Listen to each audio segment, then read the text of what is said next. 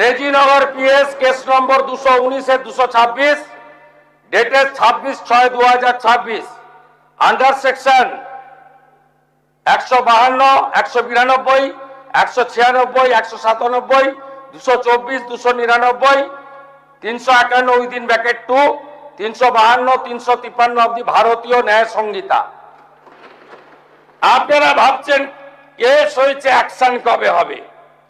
যারা ওকে ডেকেছিল এই সভাতে তাদেরকে আগে তুলব, তারপরে আপনার কাছে যাব। আইনের শাসন প্রতিষ্ঠা করবে, গুন্ডাদের শাসন সমাপ্ত করবে। নিশ্চিন্ত থাকুন, সবাই ভালো থাকবেন। ধন্যবাদ। বর্তমান সরকারের ক্লাস নেওয়া দেখে ভালো তৃণমূল কংগ্রেস, মানে ভালো তৃণমূল বলুন বা খারাপ তৃণমূল বলুন, প্রত্যেকেই কিন্তু হাততালি মারছিল। মানে তারাও খুব একটা এরকম অ্যাকশন দেখতে অভ্যস্ত নয়। তো এতদিন পর্যন্ত তো দুর্বল মুখ্যমন্ত্রীর সাথে থেকেছেন, ধরুন কান্নাকাটি করছেন অনেকে, মানে দলটি এমনি এমনি ভেঙে যায়নি, তার অনেক কারণ রয়েছে। আর আজ আমরা দেখলাম যে মজবুত সরকার থাকলে অ্যাকশনটা কিভাবে হয়। ভাবুন একবার যে বিধানসভা রানিং চলছে, হুমায়ুন কবির সেখানে উপস্থিত, ওনার ক্লাস নিয়েছেন, ওনাকে দাঁড়িয়ে উনি শুনছেন যে মুখ্যমন্ত্রী ওনার ক্লাস নিচ্ছেন, এক একটা লাইন উল্লেখ করে বলেছেন এটা এটা এটা এটা এটা, এবং বলেছেন যে এখানে আইনের শাসন হবে, এই সমস্ত বরদাস্ত করা যাবে না। আমি তো এটাও শুনেছি যে শুভেন্দু অধিকারী এমন একজন ব্যক্তি যিনি পুলিশের ওপর সাধারণ গুন্ডারা আক্রমক হবে এটা উনি মেনে নেবেন না। উনি একটু অন্যরকম মাইন্ডের লোক, মানে ওনার পুলিশ দুর্বল হয়ে পড়েছে, গুন্ডা হাবি হয়ে গেছে, এটা উনি পছন্দ করেন না, উনি ভালোভাবে নেন না। সেখানে তো হুমায়ুন কবির মারাত্মক কথা বলে দিয়েছেন। মানে হিন্দুকে অ্যাটাক করার আগে আমি বলি, উনি বলেছেন যে ওসিকে গলা ধরে টেনে বের করবো 10 জনকে নিয়ে। এটা বড্ড বাড়াবাড়ি, মানে একদম আইনের ওপর চড়াও হয়ে যাবে, মানে মেন্টালিটি এইরকম। আমরা সব বুঝেছি রেজিনগরে ভোটে জেতার জন্য, সেটাই শুভেন্দু অধিকারী মুখ্যমন্ত্রী বর্তমানে উনি নিজে বললেন যে আপনি যে ভোটে জেতার জন্য এই সমস্ত করছেন, আমি জানি এটা শিখিয়েছেন তো গুরুদেব, মানে যিনি গুরু ছিলেন উনি শিখিয়েছেন যে ভোটে জিততে গেলে একটি সম্প্রদায়কে তোষণ করতে গেলে তাকে খুশ করতে হয়, আর খুশ করতে গেলে এরকম উস্কানিমূলক মন্তব্য করতে হয়, তবে রেজিনগরে হুমায়ুন কবিরের ছেলে জিতবে। হ্যাঁ, তাই তো ভোটটা ভাগ হতে দেওয়া যাবে না, তৃণমূল কংগ্রেসে ভোটটা যাতে শিফট হয় সেটা করতে দেওয়া যাবে না, সেই কারণে উস্কানিমূলক মন্তব্য। কিন্তু এই মেন্টালিটি যে জেলে আপনার জায়গা কম পড়ে যাবে, লক্ষ লক্ষ লোক রাস্তায় নামবে, আমরা মারবো আর জেলে যাব, তার মানে আইনকে তো বুড়ো আঙুল দেখানো, মানে আমরা মারবো আর জেলে যাবো, আমাদের কিচ্ছু যায় আসে না, কে আমার কি করে নেবে। এমনকি এটা বলছেন যে আমি পানিশমেন্ট পোস্টিং করে দেবো, এমন জায়গায় পোস্টিং করবো, মানে এটা কি ভাই পুলিশ মানে বাবার চাকর নাকি যে এরকম মন্তব্য করা যায়? তার থেকেও বড় কথা হচ্ছে যে এই সমস্ত কি বক্তব্য যে গায়েব করে দেবো। আমি শুনেছি যে বিজেপির জেলা সভাপতির উদ্দেশ্যে বলেছেন যে হুমায়ুন কবির বলছেন আমি গায়েব করে দেবো, আমি স্যাটা ভাঙা মারবো, মানে তোলাবাজিটা কম হচ্ছে নাকি? মানে কি সিচুয়েশনটা একবার ভাবুন। এই সমস্ত দেখার পর আমরা বর্তমান মুখ্যমন্ত্রীর বাঘের বাচ্চার রূপ দেখলাম। মানে আমি এটা বলতে বাধ্য, এতদিন তো ভিগি বিড়ালকে দেখেছিলাম, গঙ্গায় কেটে ভাসিয়ে দেবো, রক্ত গঙ্গা বইয়ে দেওয়ার মতো বক্তব্য রাখার পরেও আমাদের প্রাক্তন মুখ্যমন্ত্রী মমতা ব্যানার্জি কিচ্ছু বলতে পারেননি, কারণ উনি তোষণের রাজনীতি করতেন। আর বর্তমান মুখ্যমন্ত্রী যিনি, উনি জানেন যে হুমায়ুন কবির কেন এই সমস্ত বক্তব্য রেখেছে, যে গরস্তা হ্যাঁ ও বরস্তা নেই, সব জানেন, কিন্তু আমি অ্যাকশন নেব, এই যে জুনুন আর এই যে মানুষের পাশে দাঁড়ানো, কারণ উনি গুন্ডা রাজ নেবেন না, পরিষ্কারভাবে জিরো টলারেন্স টুয়ার্ডস গুন্ডাকে নেওয়ার নেই। এইটুকু বক্তব্য রাখতেই, হুমায়ুন কবিরের ক্লাস নিতেই হুমায়ুন কবিরের সুর নরম, কারণ ওনাকে দাঁড়িয়ে ক্লাস নিয়েছেন। আর এটাও বলেছেন যে ভাই তোমার অনুগামী যারা তোমার জন্য লাফাবে, লাফালাফি করবে, নাচানাচি করবে, তো ফার্স্ট ক্লাস আমি তাদের নেব, অর্থাৎ অ্যারেস্ট আগে অনুগামী থেকে শুরু হবে। হুমায়ুন কবিরের অনুগামী যারা নাকি ডেকেছিল কর্মী সভায়, আগে তাদের ক্লাস হবে, তারপর মাথাকেও টানা হবে। এক্সাম্পল দিলেন, অমুক হিরো, তমুক হিরো, পুষ্পা, সব শাহজাহান, সবার এক্সাম্পল দিলেন, বলে তোমারও ক্লাস হবে। আর সব থেকে ইম্পর্টেন্ট লাইন আমি বলতে ভুলে গেলাম, বললেন যে এটা শেষ বক্তব্য, ক্লাসটা এমন নেওয়া হবে, এমন কঠিন ক্লাস হবে যে এটা শেষ বক্তব্য হবে। এবং এটা শুনতেই হুমায়ুন কবিরের সুর নরম, দাদা মাটিতে চলে এসেছেন, আর উঠছেন না। এইভাবে কড়া হাতে রাজ ধরতে হয়। কি বললেন হুমায়ুন কবির, সেই ভিডিও আমি 1 মিনিটের আপনাদের সামনে চালাই, দেখুন। কি বলছেন সেটা মুখ্যমন্ত্রী বলতেই পারেন, তেনার রাজ্যের মুখ্যমন্ত্রী তিনি বলছেন বলে আমাকে সেই কথা কে বলেছে? কাকে বলেছি?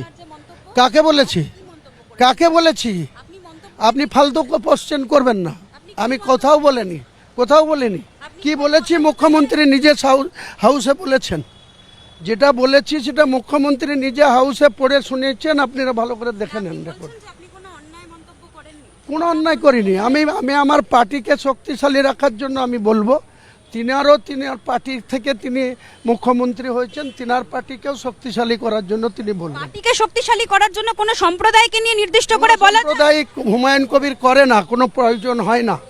মুখ্যমন্ত্রীর প্রিভিয়াস দিনের কথাবার্তাগুলো একবার স্মরণ করুন, তাহলে বুঝতে পারবেন যে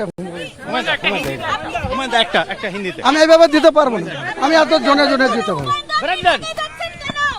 আপনি রেগে যাচ্ছেন কেন? কিচ্ছুর আগে নিয়ে আপনাকে কৈফিয়ত দিতে বাধ্য নই আমি। কিন্তু মহিলা আমি সংগঠন আপনি এরকম ব্যবহার করতে কি পারেন? খারাপ ব্যবহার করেছি? খারাপ ব্যবহার করছেন। কি খারাপ ব্যবহার করেছি? আপনি ভেজা ঝাড়াচ্ছেন।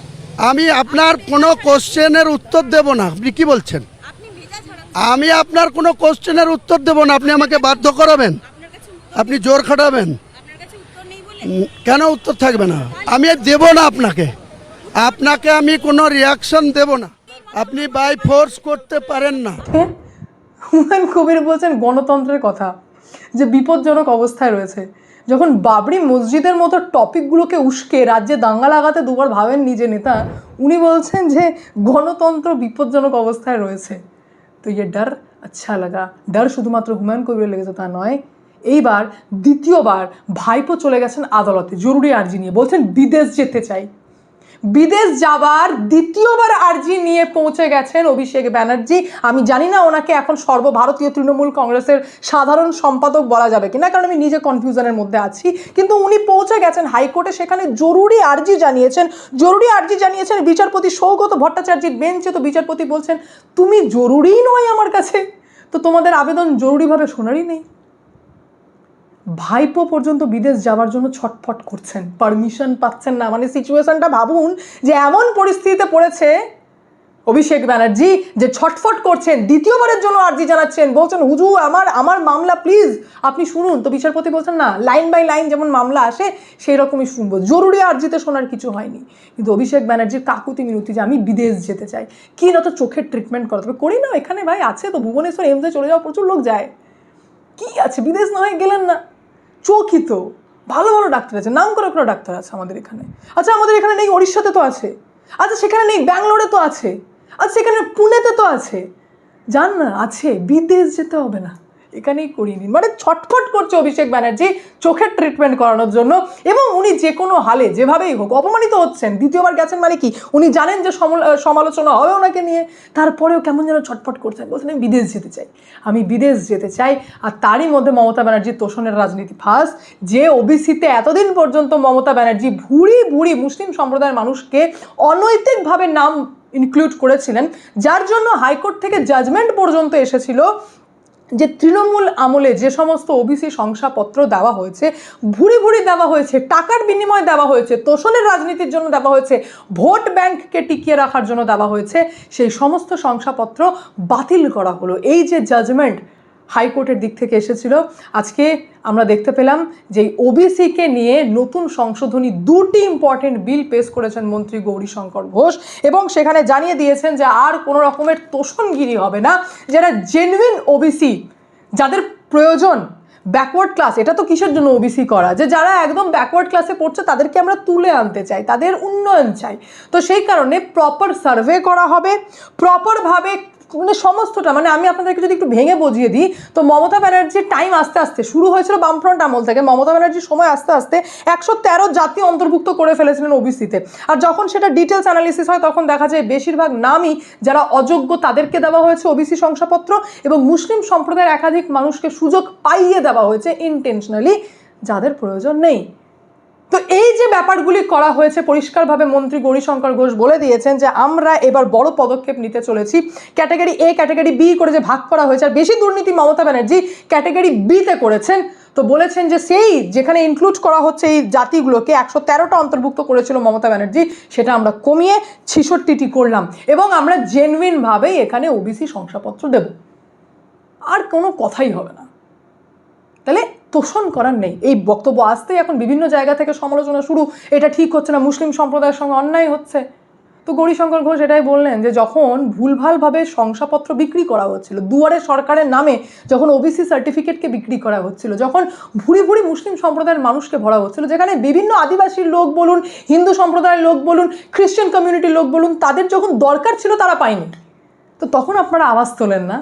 আর আজ যখন জেনুইন কাজ আমরা করতে চাই তখন আওয়াজ তুলছেন যে আমরা নাকি অন্যায় করছি। আমরা তো সঠিক কাজ করছি, ট্র্যাকে আনতে চাই, পুরো গভর্নমেন্ট যেটা ভেঙে চুরমার হয়েছে তাকে ট্র্যাকে আনতে চাই।